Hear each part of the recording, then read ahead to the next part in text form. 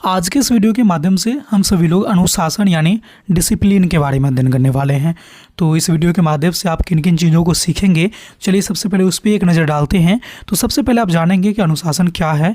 इसके बाद आप जानेंगे कि अनुशासन का शाब्दिक अर्थ एवं परिभाषा क्या है।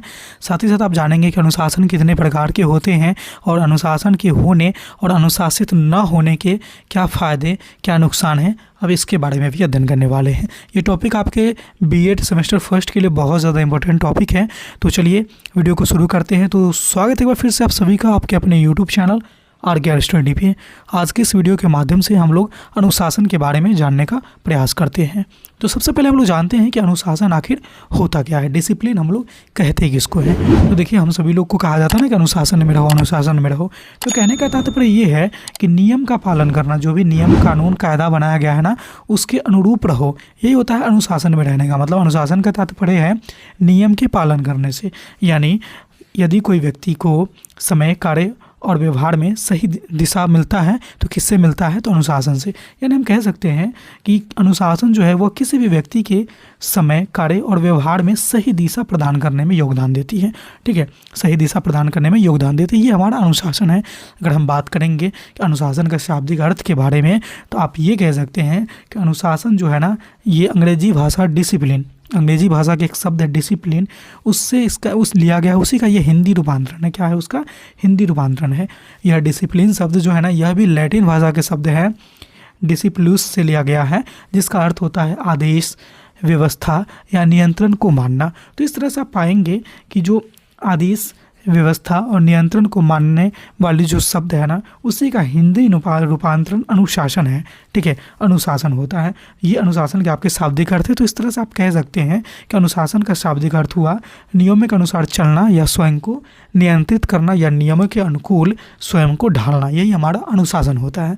ठीक है, उम्मीद करते हैं कि अनुशासन का शाब्दिक अर्थ आपको अच्छे से समझ में आ गई होगी। आगे चलिए हम लोग बढ़ते हैं वीडियो में कि अनुशासन की परिभाषा की ओर चलते हैं कि अनुशासन को हम लोग किस तरह से परिभाषित कर सकते हैं। तो आप पाएंगे कि नियमों का पालन करते हुए व्यवहार, कार्य और समय को नियंत्रित रखना ही अनुशासन कहलाता है। ये मैंने एक शॉर्टकट परिभाषा आपको बताया है, लेकिन आपके एग्जाम में चूंकि बीएड के आप लोग फर्स्ट ईयर के स्टूडेंट हैं, तो वहाँ आपको कुछ मनोवैज्ञानिक के तौर पे भी परिभाषा देना चाहिए। तो उसके लिए मैंने आपके सामने रखा है कि जॉन डीवी के अनुसार, जॉन डीवी के बड़े ही बड़ा मनोवैज्ञानिक है, जिनका आपको हर एक टॉपिक में लगभग कुछ न कुछ इनका योगदान देखने को मिलता होगा। तो जॉन डीवी के अनुसार कहते हैं वे कि वही व्यक्ति अनुशासित है जो अपने कार्यों को समझकर इच्छानुसार कार्य रूप को में परिणत करने की शक्ति दी जाती है। यानी वही व्यक्ति अनुशासित हैं जिसको अपने कार्य को समझाकर इच्छानुसार कार्य रूप को में परिणत करने की शक्ति दी जाती है। यह है जॉन डीवी के अनुसार। दूसरा मनोवैज्ञानिक नन, वे कहते हैं कि अनुशासन का अर्थ अपनी भावनाओं तथा शक्तियों को नियंत्रित करने के अधीन करना है, जो अर्थव्यवस्था को व्यवस्था प्रदान करती है। तो ये दोनों मनोवैज्ञानिक के अनुसार आप अनुशासन की परिभाषा को शायद समझ गए होंगे। और आप शॉर्टकट में जानना चाहेंगे तो आप ये बोल सकते हैं कि नियमों का पालन करते हुए अपने व्यवहार, कार्य और समय को नियंत्रित रखना ही अनुशासन कहलाता है। तो ये थे आपके अनुशासन की परिभाषा। अब चलिए हम लोग जानते हैं अनुशासन के प्रकार के बारे में कि अनुशासन कितने प्रकार के होते हैं। तो देखिए, अनुशासन कई प्रकार के होते हैं, जिसमें से कुछ प्रकार मैंने आपके सामने लाया है। एक होता है कि आत्म अनुशासन, होता है ना कि मैं खुद से स्वशासित हूँ, यानी अपने आप को नियम बनाते हैं और उसके अनुरूप वो पालन करते हैं, यानी स्वयं अपने नियम का पालन करना आत्म अनुशासन कहलाता है। दूसरा होते हैं कि सामाजिक अनुशासन, यानी समाज के नियम को पालन करता है, वो सामाजिक अनुशासन में आ जाएगा।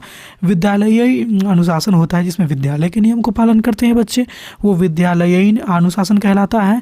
और चौथा है आपके नैतिक अनुशासन, जिसमें बच्चे क्या करते हैं कि सही गलत की समझ जानते हैं, फिर उसके अनुसार अपना आचरण को उस ढंग से अनुकूलित करते हैं। ये आपके नैतिक अनुशासन में आ जाएंगे। इसी तरह से बहुत सारे अनुशासन के प्रकार है। आप बस इतना समझिए कि अनुशासन अमुक प्रकार होते हैं, जिसमें अमुक ढंग से बच्चे अनुशासित होते हैं। तो ये थे आपके अनुशासन के प्रकार।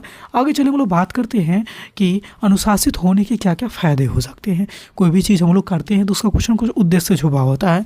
तो अनुशासित अगर हम रहेंगे तो इससे हमें क्या फ़ायदा होंगे, या फिर किसी बच्चों को हम अनुशासित रहने के उपदेश देते हैं तो उससे उस बच्चे में क्या फ़ायदा होने वाले हैं, इस पे एक नज़र डालते हैं। तो सबसे पहला पॉइंट है कि अनुशासन से जीवन में सफलता और सुव्यवस्था आती है। ठीक है, अनुशासित रहेंगे तो जीवन में सफलता और सुव्यवस्था आती है। दूसरा है कि समय का सही उपयोग होता है। तीसरा पॉइंट है आपके फ़ायदे में कि कार्य में सफलता मिलेगी। चौथा है कि आत्मनियंत्रण और आत्मविश्वास बढ़ता है। इसी तरह से अगला पॉइंट आप पाएंगे कि जीवन में व्यवस्था और संतुलन बना रहता है। इसी तरह से नेक्स्ट पॉइंट है कि समाज में सम्मान प्राप्त होता है। समाज कहने का मतलब कि बच्चा समाज में भी सम्मान प्राप्त करेगा। स्कूल में अनुशासित है तो स्कूल में सम्मान मिलेगा, घर में अनुशासित है तो घर में सम्मान मिलेगा, खेल के मैदान में अनुशासित है तो खेल के मैदान में उसको सम्मान मिलेगा।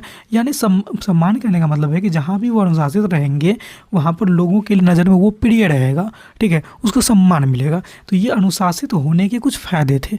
अगर हम अनुशासित नहीं होते हैं तो उसके कुछ नुकसान भी हो सकते हैं। तो चलिए उसके कौन कौन से नुकसान हैं उसके बारे में भी हम लोग एक एक करके जानने का प्रयास करते हैं, अनुशासित न होने के नुकसान के बारे में, ठीक है। तो जब हम अनुशासित नहीं रहेंगे तो इसमें क्या होता है ना कि अक्सर समय की बर्बादी हो जाती है, समय भी चले जाएंगे हाथ से और जो अवसर हमको मिला है वो भी हाथ से निकल जाते हैं अनुशासित ना रहने के। दूसरा जो है कि कार्य में असफलता मिलती है, हमें अपने कार्य में सफलता के बदले असफलता मिलती है अगर हम अनुशासित नहीं होते हैं। तो जीवन में अव्यवस्था फैलती है। यानी हमारे जीवन में अनुशासित रहेंगे तभी तो सुबह मॉर्निंग में उठेंगे, फिर फ्रेश होंगे, नाश्ता करेंगे, फिर अपने काम में लग जाएंगे, फिर जो भी हम लोग का काम है दिनचर्या उसमें लग जाएंगे। जब हम लोग अनुशासित ही नहीं रहेंगे तो सो करके ही 10 बजे उठेंगे, फिर 12 बजे फ्रेश होंगे, फिर 2 बजे नाश्ता करेंगे। तो इस तरह से पता चला कि हमारा कुछ हुआ ही नहीं। उसमें से भी क्या अनुशासित में कि पहले नाश्ता ही कर लेंगे तब जा कर के जाएंगे स्कूल कॉलेज जो भी चीज़ें हैं, ठीक है। तो ये सारी चीज़ हम लोग को क्या करता है ना कि जीवन में अव्यवस्था फैलाती है। इसी तरह से आत्मनियंत्रण और आत्मविश्वास भी घट जाता है क्योंकि हम अनुशासित नहीं हैं। दो लोग के सामने में हम अपने आप को बोल्डली कुछ बोलने से हिचकते हैं या फिर अपने आप को वहाँ पर प्रेजेंट करने से भी हिचकते हैं क्योंकि वो लोग अनुशासित हैं और हम अनुशासित नहीं हैं, तो हम अपने आप को हीन भावना महसूस करते हैं, ठीक है। तो ये आत्मनियंत्रण और आत्मविश्वास में कमी होती है अनुशासित न रहने के। समाज में सम्मान और विश्वास दोनों घट जाता है। समाज में आप हैं तो समाज में सम्मान विश्वास घट जाएगा। स्कूल कॉलेज दफ्तर में हैं तो वहाँ भी आपके सम्मान विश्वास दोनों घट जाएंगे। घर परिवार में भी सम्मान और विश्वास दोनों घट जाते हैं। तो इस तरह से अनुशासित होने के कुछ नुकसान के कुछ महत्वपूर्ण पॉइंट थे। आशा करते हैं कि ये चीज़ आपको समझ में आई होगी। अनुशासन जो टॉपिक है ये आपको अच्छे से समझ में आ गई होगी।